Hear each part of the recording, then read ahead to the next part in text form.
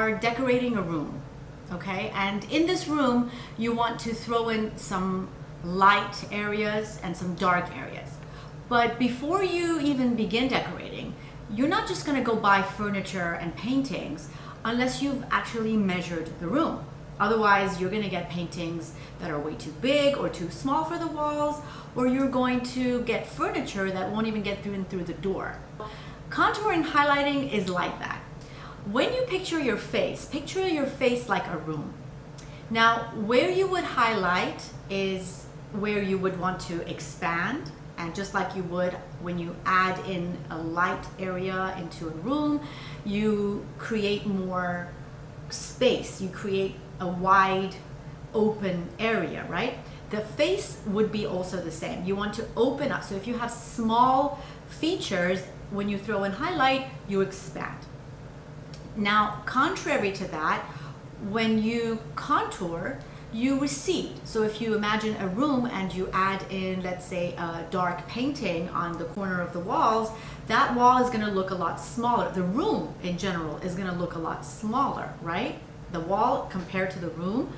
And so the same thing goes with contouring. Now, when you contour your face, what you're essentially doing is receding large areas. So a picture like a big forehead, or a really structured jawline, or a big nose that you want to slim down. So what contouring does is it restructures the face. It helps to minimize, and it helps to chisel and create smooth edges around jagged edges, and kind of creating a balance, right? Now, when it comes to highlighting and contouring for different face shapes, placement is very key, is different for different face shapes. An oval shape would not have the same as a square shape. And then also the goals are different for each of these face shapes.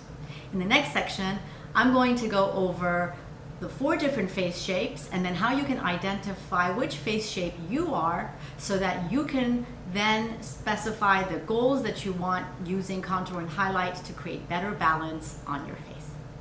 Now, when you want to think about face shapes, the best way to remember the 4 different face shapes is through the acronym ORSH, O-R-S-H. O stands for oval shape, R stands for round shape, S stands for square, and H stands for heart. Now, in the beauty industry, the oval face shape is considered to be the ideal face shape because it has the best balance in structure and in width and length. Now, the goal of the other 3 face shapes is to make it look more oval. So that's why we contour and highlight, to create balance, so that the square shape can look more oval, the round shape can look more oval, and the heart shape can look more oval. When you have oval face, you want to maintain balance. You don't want to add structure, too much structure. You don't want to add too much highlighting. So your face is fine. Your face is perfect. Don't go and create more contour, more highlight, just because you see someone else do it. And you have to consider, if you are an oval face shape and if they're a square face shape, the placement of where they're highlighting and contouring isn't necessarily applicable to your face shape. So this video, this section, is going to teach you how to identify your face shape so that you know how to contour and highlight better. For an oval face shape, the length of the face is 1.5 times the width. And the goal is just to maintain balance.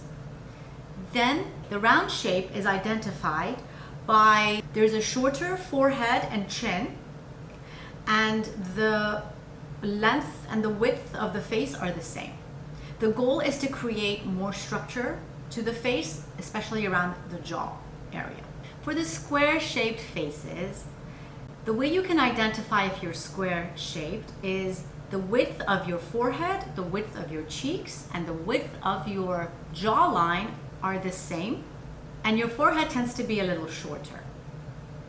The goal for this face shape is to kind of soften the edges, especially around the jawline and the forehead.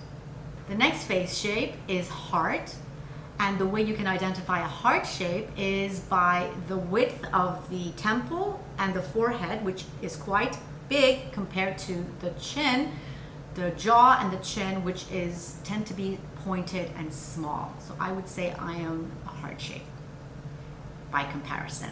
And the goal of this face shape is to use contour and highlighting to create balance so that the top of my half of my face is balanced with the bottom half of my face. Now let's get into the way we prep our face before any of this.